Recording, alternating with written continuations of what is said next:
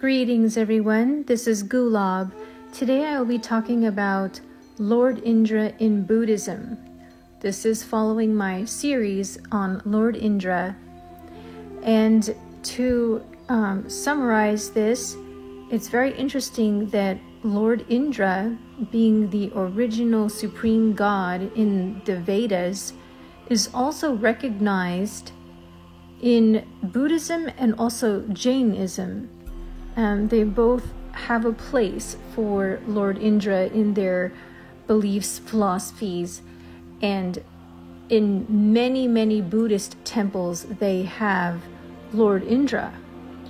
And in many different countries, Japan, Korea, Bangkok, etc. So I'm going to be talking about that today.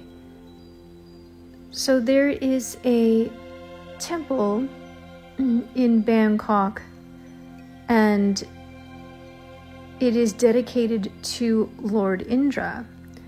It's next to the Brahma temple, the Erawan shrine.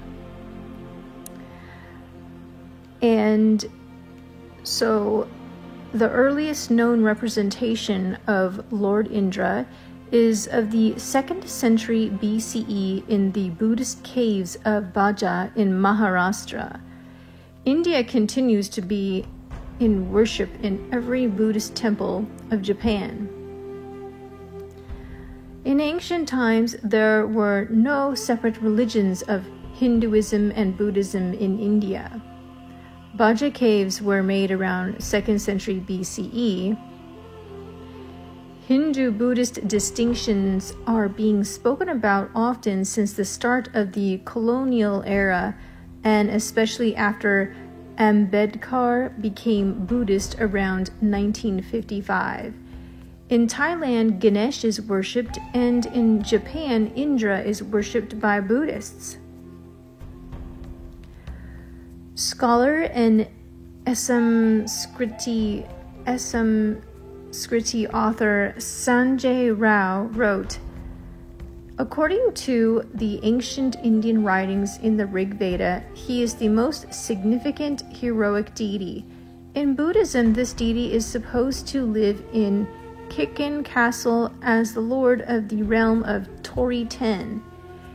He is considered to have helped Buddha in his novitiate years. In Hinduism, Indra is the god of the lesser heavens where ordinary mortals reside for limited periods of time in their endless cycles of birth and death. That's the Hinduism perspective, but the Rig Veda perspective, going back earlier than Hinduism, is that Indra is the supreme god, the supreme being, not just god of the lesser heavens. All right. Well-known author Devdutt Patnaik wrote in Mumbai Mirror, in Buddhist lore, he is present when the Buddha is born and when the Buddha becomes the Buddha, i.e. attains enlightenment, and he encourages Buddha to spread his wisdom to humanity. Indic scholar, author, and researcher Rajiv Malhotra wrote in Indra's Net, the metaphor of Indra's net originates from the Atharva Veda, which likens the world to a net woven by the great deity Shaka or Indra. He adds, the Avatamsaka Sutra, which means flower garland, of Mahayana Buddhism used the metaphor of Indra's net to explain cosmic interpretation. Rajiv also wrote in firstpost.com, it is obvious that Indra is a Vedic deity. This is how I discovered that Buddhism first elaborates on this metaphor in the Avatamsaka Sutra, and that this Buddhist sutra was adopted from the Vedas.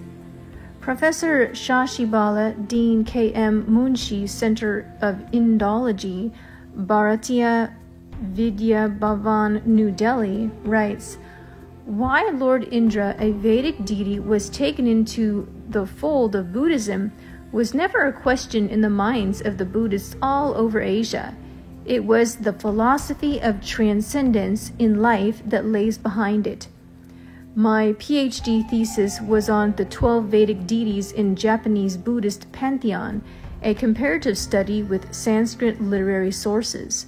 The group is called Junitin in Japan, meaning 12 deities. Indra, the first among them, is portrayed in several manifestations in Japanese temples and monasteries over the past 1400 years, and still worshipped in Shinton temples. So far as my knowledge goes, there are some forms in Japan that are described but not painted or sculpted in India. Indra is differently portrayed in Vedic and Puranic literature. Buddhism has absorbed both of them. Indra is present in Buddhist art in several forms in Asian countries.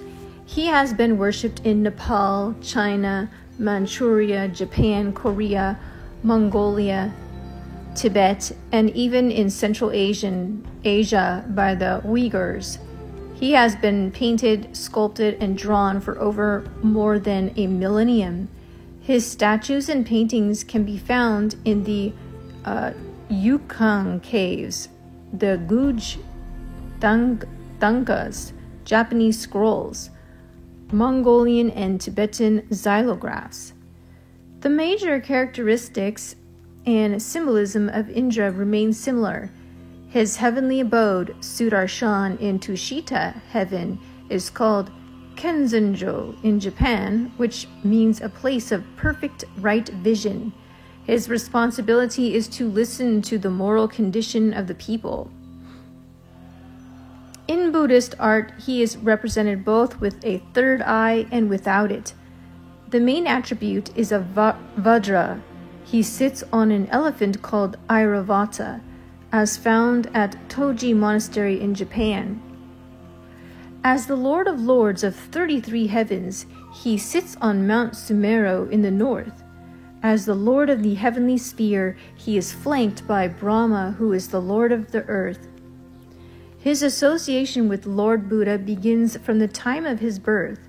Buddha had cut down his hair and pronounced his vow in the presence of Brahma and Indra.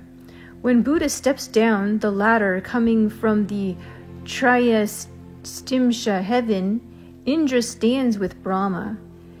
In India, the human mind wished sanctification and protection in all the directions assigned to the 10 divine guardians. Indra is one of them. The idea of divine protection percolated into Buddhism. As one of the 10 guardians of directions, he sits in the east, looking vigilant and holding a staff. In Southeast Asia, kings ruled as divine incarnations of Chakravarti Devaraj Indra.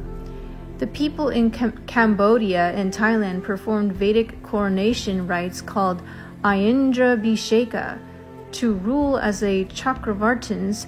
The place where Jayavarman II of Cambodia went for coronation was Mahendra Parvata. This Maha plus Indra. Maha means great, great Indra. It was a pyramidal structure raised as the symbolic center of the kingdom. According to folk legend, Jayavarman II derived his power from India. Generally, Indra holds a Vajra, but in Mongolia, he can be seen as holding a conch, manifesting as Devendra Shatakratu. As of the 10 guardians of directions, he sits in the east.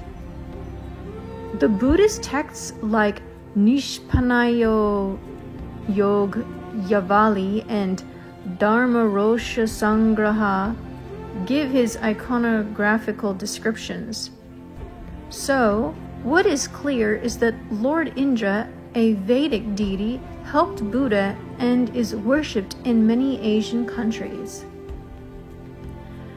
So I will stop here, and I'm going to continue to talk about Lord Indra in my next video.